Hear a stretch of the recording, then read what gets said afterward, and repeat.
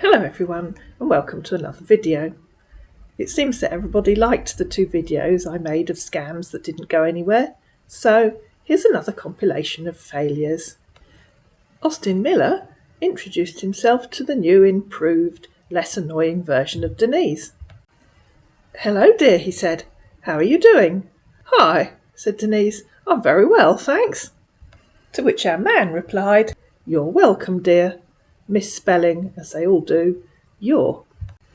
Always a good start if you're going to tell one of my girls that you're some kind of high-flying officer. "Where are you from and currently living?" he asked. "I live in Guildford," said Denise. "It's in England. Why do you want to know where I'm from? Are you looking for people from a particular place?" "Hello? Are you there?" "Yes, I'm here. Why do you want to know where I'm from? Where are you from and currently living?" "I'm a commanding general of the US Army. I'm from Honolulu, Hawaii. I'm currently stationed here in Syria for a peacekeeping mission. So tell me, are you married with kids?" "I'm a widow," said Denise. "I have 2 children and 4 grandchildren. What about you?" "I'm a single dad with a grown-up son. He's stationed in Syria for a peacekeeping mission. I lost my wife through car crash accident some years ago." "I'm sorry to hear that," said Denise. "It's okay. Thanks for your condolence. So, Denise, have you heard of Google Chat?" "Yes, I use it." And so, of course, they moved to Google Chat, which is what Google now call Hangouts. Over on Hangouts, or Chat, our man got stuck straight into scammer mode, including, "All right, Denise," he started. "Don't text me on Facebook again. I will not be using it again for now. Okay?" 3 exclamation marks, because of course he was afraid his fake account was about to be deleted. "Hi," said Denise. "I was doing some washing up. I'm back now." "All right, Denise. So, what is time over there?" "It's 8:30. "Denise, what country are you from? I currently living?" "I live in England," said Denise. "Okay. Denise, can I have your photo?" "Didn't my grandson put my photo on Facebook?" she asked. "All right, Denise. So, do you live alone or with your children?" "My children have their own families," she said. "My son lives in Godalming with his wife and kids, and my daughter lives in Brighton with her family." "All right, Denise. Do you live in your own house?" "Of course I do. Where else would I live?" asked Denise. "Wow! That's nice of you, Denise. So tell me, is your own apartment or rented?" "Neither," said Denise. "It's a house. My late husband bought it years ago." "All right, Denise," he said. "So what do you do for a living?" "I'm retired. I was an accountant," she said. "I ran my own business with my late husband." "Okay, Denise. So what business is that?" "I was an accountant," she said. "What kind of business do you think I ran? A used car sales business?" "You do sell used cars?" he said. "Grow up," said Denise. "I mean no disrespect," he said. "I'm sorry if what I said got you upset." "Denise, it's like you're very busy." "I'm just getting ready to go to bed," she said. "I'll talk to you again tomorrow." "All right, Denise. Have a good night's rest. And also, remember to text me when you're awake. Okay?" "Good morning," she said the next morning. "Good morning, my dear friend Denise. How was your night?" "Good, thanks," she said. "You're welcome, dear. So, have you eaten?" "Why?" asked Denise. "Eaten what? Are you talking to someone else?" "No, dear, I'm not. Why did you ask?" "It's a very odd question to ask, unless you have a reason," said Denise. "Or is it because I'm an old lady and you think I can't look after myself any more?" "Just wanted to make sure you're okay," he said. "So it is because you think I can't look after myself properly?" "No, it's not an issue to know if you've eaten or not. I'm sorry about that." "Tell me something," asked Denise. "What rank are you in the army?" "I'm a 4-star general of the US Army," he said. "How long have you been in the army?" she asked. If you aren't any good at maths, now would be a good time to go and grab your calculator. "Have been in the military for over 33 years, he said. And the best conversation that the highest ranking general with 33 years service can manage is to ask me if I live in my own home and if I've eaten. Can we have a proper conversation, please? Tell me about your career." "Oh dear, Denise, you really shouldn't have said that."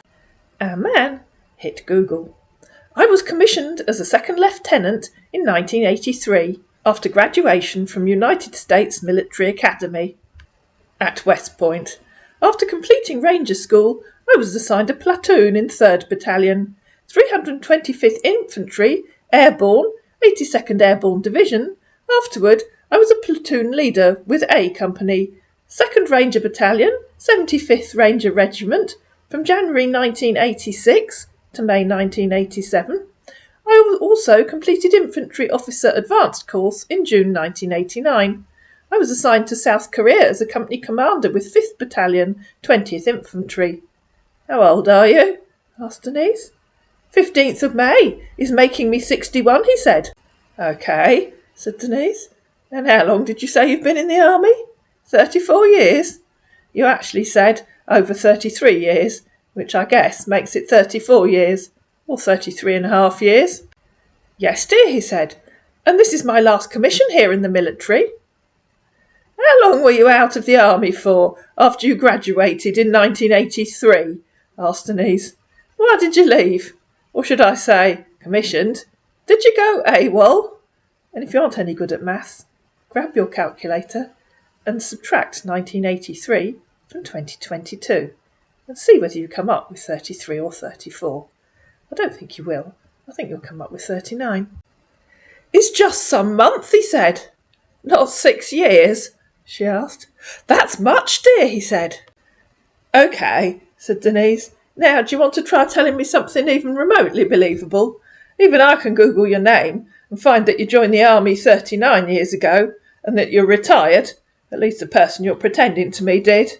So maybe tell me who you really are. A new recruit trying to sound impressive. The kitchen assistant who really wants to be a soldier but didn't make the grade." "Yes, dear," he said. "I'm retired, but I was reinstated because of my experience to help here with the peacekeeping."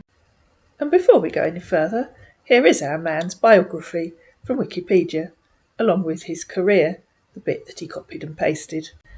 "If you're going to keep lying to me, I don't want to talk to you," said Denise. "Goodbye. Even the Army's highest-ranking general should be able to subtract 1983 from 2022 and get something that isn't 33 or 34, so either tell me the truth or go away. You have a count of 10 to decide." And she started one of those infamous counts of 10. She got to 0, and our man came back. "I'm so sorry. I have lot on my herd. Have been in the military over 38 years now, and we have lot of things that have been happening. So I think you will understand me, even if I am skipping. But you need to believe that I can't lie to you. I hate lies." "Then stop lying," said Denise, "because it's as plain as the nose on your face that you are lying. Last chance, or go away." And she started another count of 10. She got to 6, and our man came back again. "So, what did you want me to say? Just tell me." "The truth," said Denise. "I know perfectly well you're not General Austin Miller, retired. So who are you? The cleaner at the military camp? A wannabe soldier who failed the entrance test? The cook with lofty ambitions? Or are you in prison and you're bored, so you're pretending to be someone else? I think you're in prison, aren't you?" "No, dear. I know it's hard to believe someone in the internet, but you have to believe me." "OK, goodbye," said Denise. "I guess you're in a mental health unit because you have difficulty with reality, so it's best I don't encourage your delusions." "No, I'm not. You need to believe me," he said. "I'm not who you think I am." "Idiot," said Denise. "Thank you," said our man. "No, you're not who you say you are," said Denise. "You're welcome. Just take the medication that your psychologist prescribed. I'm sure you'll get better soon." "You insulted me! I'm a God-fearing man, OK? So I don't like lying." "So why are you lying if you don't like it?" asked Denise. "Is that one of your mental health issues? Pathological lying that you can't control?" "I'm not. What do you want me to do before you will know I'm not lying?" he said. "Call me and show off your impressive American accent," said Denise, "which I know you won't do, because I guess you're an illegal immigrant working as a cleaner." So he thought he'd try some of those classic scammer lies. "I really want to video call you," he said. "I really want to see your face. But since Biden became president, a lot has changed. Protocols has been changed, and things are not like the way they used to be. We calling might expose our database server to cyber attack. But if you know anything about computers, you can try and work that one out, guys. And that is the last thing we want to happen here. Please try and understand." "I didn't say video call," said Denise. "I want to hear your accent, but I know you won't do that, because I know you're lying to me. So, last chance, call me, so I can hear you, or go away." And she started yet another one of those infamous counts of 10. And then she tried to call him. "I knew you wouldn't," she said. "You're an idiot, and a coward." "What? Will you call me an idiot?" he said. "Oh, let me think about that," said Denise. "I wonder. I guess your mum did bring you up well," he said. "Answer the call if you aren't an idiot and a coward," said Denise. And so she tried calling him again. "You already called me an idiot," he said. "Stop calling me. I just want to go away." "Goodbye then," said Denise. "Don't text me any more," he said. "You definitely are an idiot and a coward." "Goodbye," he said. And the one thing these scammers really, really hate is being called an idiot. If you've watched some of my other videos, you know you can heap any other insult you can come up with on them, and they barely notice. But call them an idiot, and they are so upset and offended. And so, our man disappeared. Next up was Kenneth Cooper.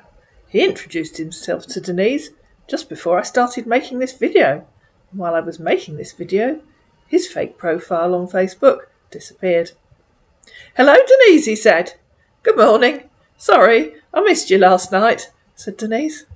"Nice meeting you," he said. "I'm Kenneth Cooper. And you?" "Hi," said Denise. "Can't you see who I am?"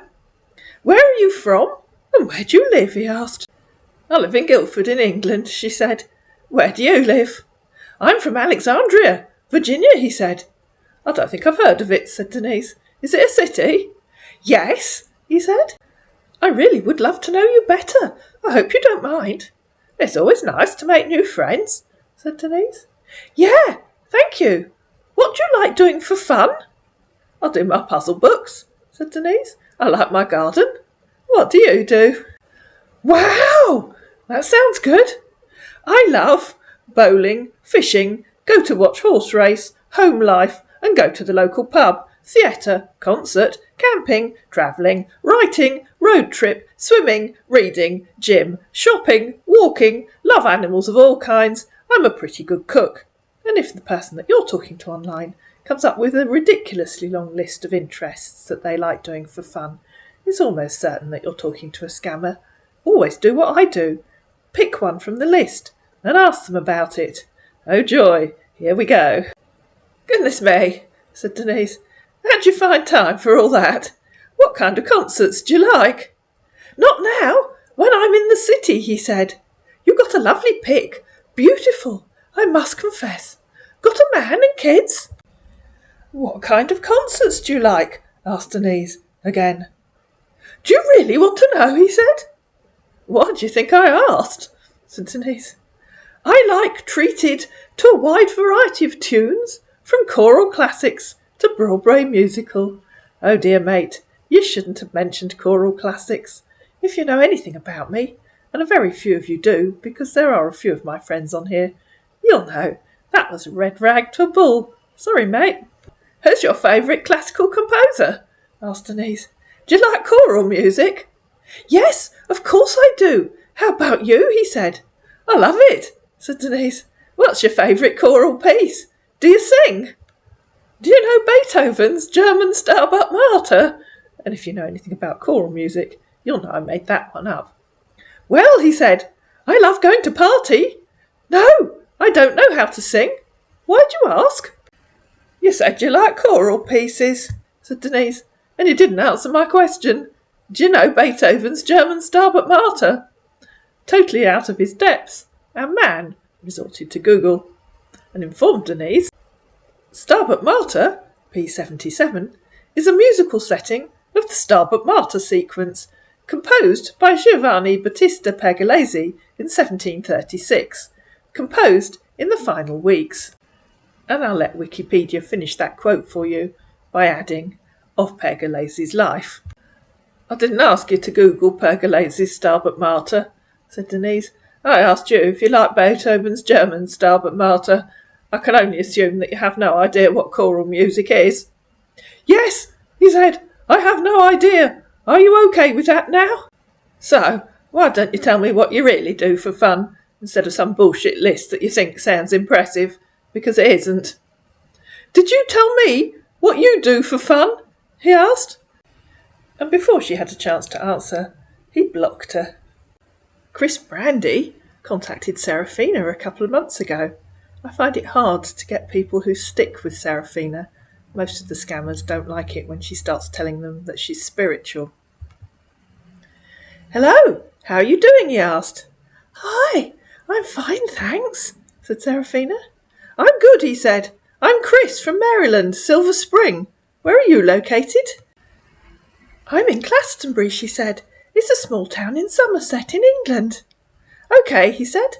Nice to meet you here, beautiful lady. How long have you been on Facebook? I have no idea, she said.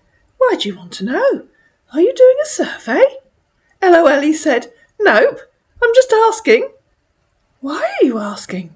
She said. I don't think I know you, do I? I was passing by, he said, and I saw you on my suggestion page, so I added you up. Hope you don't mind. Are you there? Yes, she said. I got distracted. Oh, come on, he said. You don't have to be distracted just because of that. I don't understand what that means, said Serafina.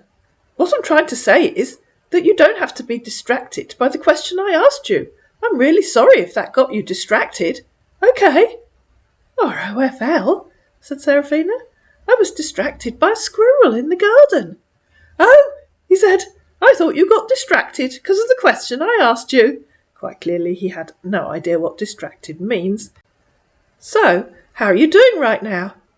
What a strange question, said Serafina. Why right now? How are you doing right now? I ask you how you're doing right now because you said you got distracted in the garden. That's why I asked you how you're feeling now. You've lost me, said Serafina. I was just watching a squirrel in the garden and put the laptop down. Oh, now I understand you, he said, hastily Googling the meaning of distracted. Hello, he said the next day. How are you doing? Good morning, she said. I'm fine. Thank you. How are you? I'm fine. Thanks for asking. How was your night? And hope you had a peaceful rest. You know, being a true scammer. I was asleep, said Serafina. How was your night? My night was fine, and happy Sunday to you. What's the time over there? It's 8:30, she said. What's the time in Maryland? OK, he said. 3:33 a.m. Why are you online? She asked. But I'm currently at my place of work, he added hastily. Oh, she said. Do you work nights? Over here in Sicily, Italy. The time here is 9:34 a.m. in the morning, he said. You aren't in Maryland, said Serafina. Nope, it's morning already over here, he said. Yes, I'm not in Maryland right now. I'm currently at Sicily, Italy, my place of work. What do you do? She asked. I'm an engineer at Sicily, Italy. What's your profession, if I may ask you? I'm a spiritual lady, said Serafina. I work to bring peace and harmony to people's lives. What kind of engineer are you? I'm independent contractor, he said. But what kind of engineer? She asked. Marine engineer, he said. You build boats? asked Serafina. Yes, he said. That's the kind of work I do. How long have you been doing this work? I've been doing it all my life, said Serafina. What kind of boats do you build? You've been helping people and bringing back peace to their lives. That's good of you. Thank you, she said. It's a gift I've had since I was a small child. That's good, he said. You are a blessed child from God. Tell me what kind of boats you build, tried Serafina again. Test and repair boats, ships, underwater craft, offshore platforms. and drilling equipment. I've been doing working over here for the past 2 months now." "You do all of those things? My goodness, you must be busy. Who do you work for?" asked Seraphina. "Yes, I do all this," he said. "What are you doing now?" "Yes, I'm a busy man, but that doesn't mean I won't text you when you're here online." "Which of those things are you doing?" she asked. "You can't be doing them all at once." "Test and repair," he said. "Yes, but what are you testing and repairing?" "Doing nothing, just laying down," he said, in reply to her asking, "What are you doing now?" "I do test and repair boat." "Ah, okay," said Seraphina. "What kind of boat are you working on? And why is this so hard? Why won't you just tell me what you're working on?" "I'm on a contract. I'm working on a ship," he said. "What kind of ship?" asked Seraphina. "Maintain ships," he said. "Okay, to make it simple," said Seraphina, "what kind of ship are you working on right now? It isn't a difficult question. What's the name of the ship you're working on right now? What kind of ship is it? Large, medium, small, cargo ship, cruise ship, military ship, ferry, sailing ship, aircraft carrier, old, new?" "Ferry," he said. "Phew," said Seraphina. "I hardly dare ask which company she belongs to." "Okay," he said. "Are you married with kids or single?" "My partner and I split up 3 years ago," she said. "I have a daughter who lives in India with her partner." "Which ferry company does the ship you're working on belong to?" Interesting question, Seraphina. Nice one. Adding, "And please don't make me ask a dozen times." "Barangaroo Fast Ferry," he informed Seraphina, having resorted to Google, "is a new ferry company belonging to the Sea-Link Ferry Group. The operator is offering short sailings across the harbour of Sydney." "Sydney?" said Seraphina. "Why on earth is it in Sicily? And how will you get it to Sydney? And why does it need repairing if the company is new?" "Sorry, mistyped," he said. "I never wanted to put the new. Okay?" "Okay," said Seraphina. "Why are they sending their ferries to Sicily for repair? How did it even get to you?" "I told you, it was a contract," he said. "And why do you keep asking?" "And why can't you answer?" she said. "Why on earth would a company send its ferries to Sicily for repair if they're in Sydney? You must know how they get to you." Seraphina, of course, Googled his quote about the Barangaroo Ferry Company and showed it to him. "And obviously you did mean to put new in there," she said, "because you copied and pasted. By the way, how stupid do you think I am? Do you want to tell me where you really are and what you really do?" Apparently our man didn't want to do either, because he blocked Seraphina. And finally, there's John Henry. He introduced himself to Flora, the new kid on the block and the main character from the books. "Good morning, Flora," he said. "Good morning," said Flora. "Morning, my beautiful dear," he replied. "How was your night?" "Fine, thanks," she said. "I don't recognise your name. Do I know you?" "Not really, my dear," he said. "Your beautiful picture attracted my attention, so I decided to add you as my friend at the Facebook Add Friends." "Oh, okay," said Flora. "That's very kind of you." "I must testify, Flora," he said.